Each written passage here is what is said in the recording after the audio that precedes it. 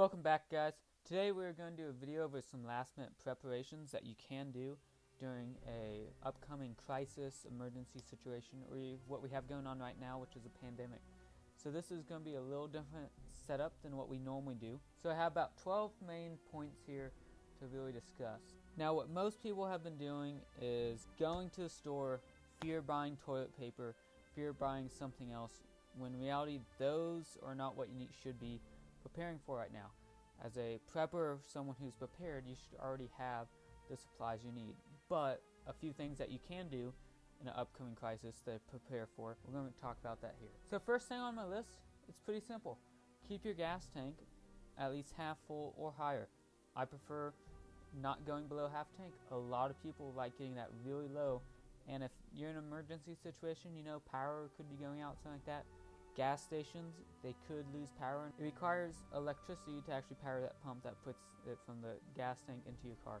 So making sure you keep your car at least full enough where if something does happen, you do have that ability to get out of that situation or at least drive off. If you know something's going on, you might want to try pushing that up higher to 3/4, not letting it go that far below. That brings us into our next topic, changing your oil and tires. A lot of modern cars, if you're using an older car, you need to switch out your oil every 2,000 miles.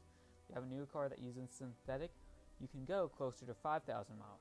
A lot of people like getting the most bang for their buck, so they tend to push that towards the 2,000 to 5,000 mile range depending on what car you have. Therefore, if something does happen, it doesn't give you a lot of leeway there if you cannot make it chopped to actually have your oil changed out. If you do it yourself, that's fine. Just make sure you do have the oil on hand. Make sure you do get oil changed now when the stores are actually open.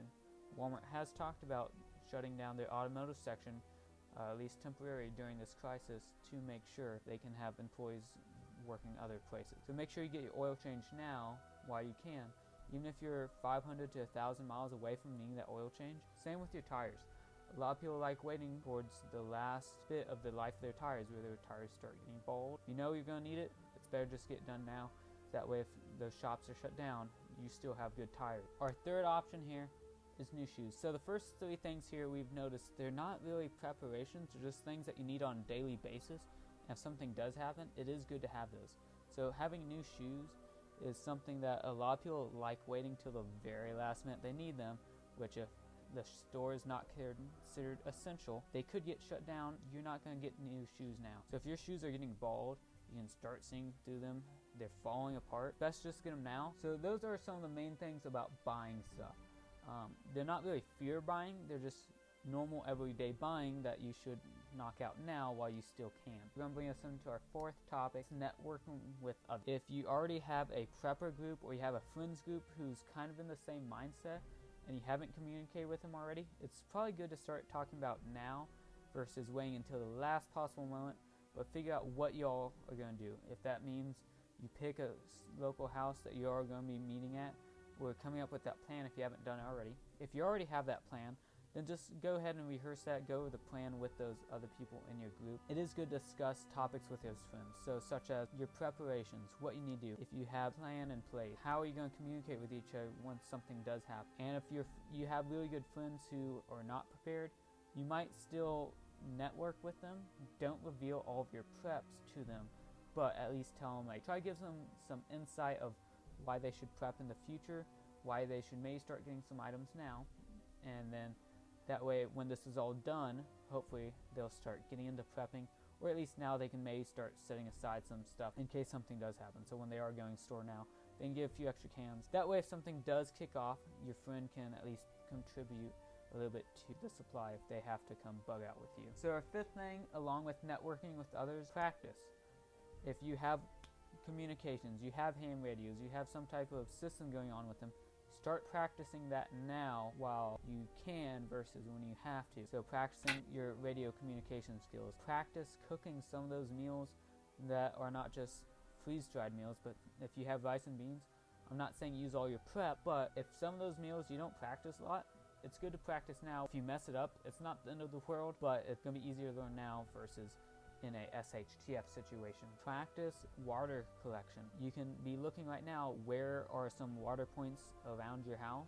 If you have a local stream that's not too far away, figure that out, and if that's the case, figure out how you can purify that water now. So this is going to bring us into our sixth topic, and that's just simply inventory. This literally does not cost you anything. Right now, when we're not in an SHTF situation, we still have rule of law. It is a pandemic though, but you can go through your inventory, go through your house, inventory how much food you have, how much water you have, and you can do that now while you're not stressed. And that way, if something does kick off, you have a up-to-date inventory of what you have. You can ration what you have better. You might write the expiration dates down too. That way you can figure out when stuff expires and all. So next on our list, number 7, security. What does that mean? Right now, we have been noticing more break-ins around the country, people going through and hoarding. Breaking into houses get surprised. Something you can do for security is go through and just check your locks. Go through, check weak points around your house.